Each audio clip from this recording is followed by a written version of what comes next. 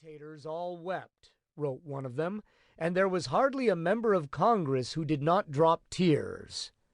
Washington went home for Christmas, the first he had celebrated there in 9 years.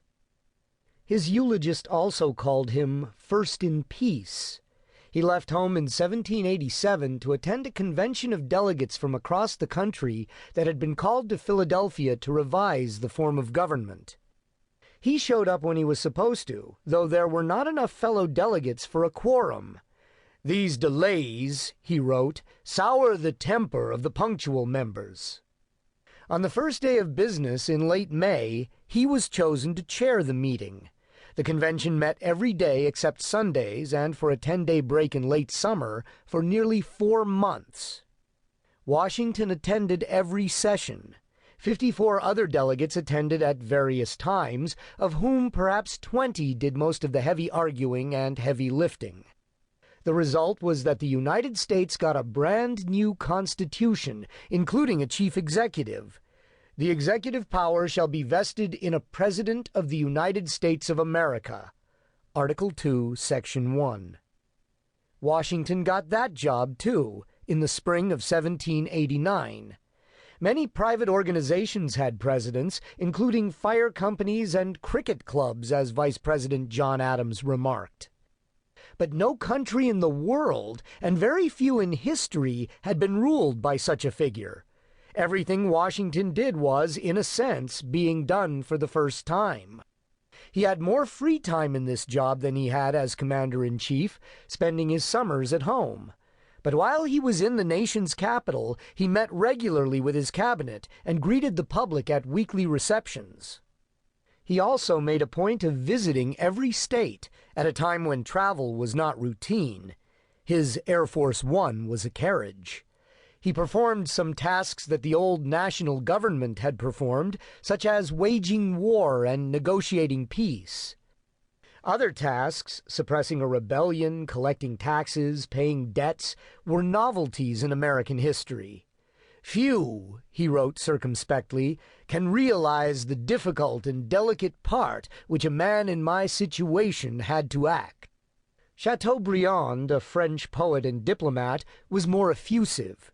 What did Washington leave as his legacy in the forests of America? Tombs?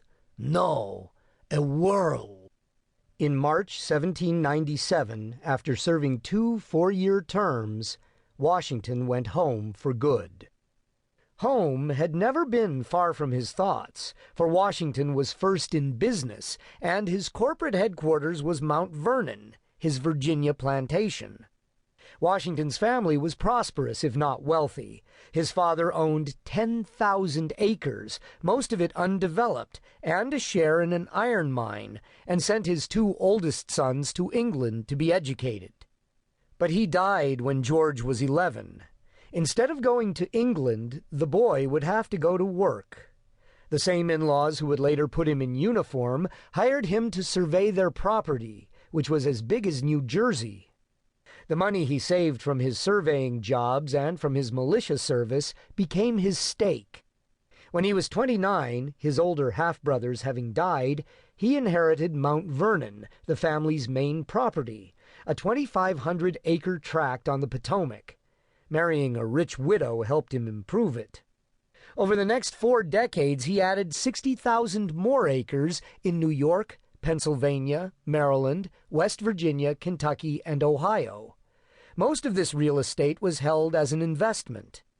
He hoped to flip it at a profit to other investors or lease it to tenants. Mount Vernon, however, was a working farm that was more like a little country. In the 1790s, more than 300 people lived on it, more than worked for the State Department or served in Congress.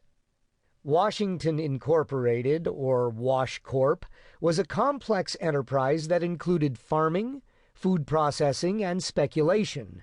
Its CEO had to cope with overseas customers, changing markets, and deteriorating natural resources.